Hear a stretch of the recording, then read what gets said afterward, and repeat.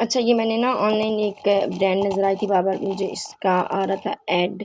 अब ये kids Vivo है, किड्स फाइवो है, व्हाटएवर इट इज़ इसकी प्रोनंसिएशन का मुझे आइडिया नहीं है। तो ये मैंने यहाँ से ऑर्डर किया था शूज़ और मैं बहुत ज़्यादा एक्साइटेड थी कि बड़े ही अच्छे कोई आए हुए होंगे, लेकिन ये जब मैंने अनपैक किया, इसको अनबॉक्सिंग की, आप यकीन मानिए मैं इतनी डिसअपॉइंट हुई कि मेरे 1500 वेस्ट हो गए। 1500 मीन्स इस मद में कि ये तकरीबन 1250 के शूज़ है और 200 ऊपर इसके डिलीवरी चार्जेस हैं और वही अगर मैं कोई मार्केट से शूज़ लेती तो बच्चों का अच्छा खासा अच्छा शूज़ आ जाता। इसकी जो ऊपर बो बनी हुई है वो बिल्कुल यूँ फ़ील हो रहा है जैसे पेपर की बनी हुई हो। बाकी इसका मटीरियल मुझे नहीं समझ आ रही थी, बहुत ही कोई लो मटीरियल है ये, अब ना कपड़ा है, ना ये प्लास्टिक है, ना रेक्सीन है, ना लेदर में आ रहा है।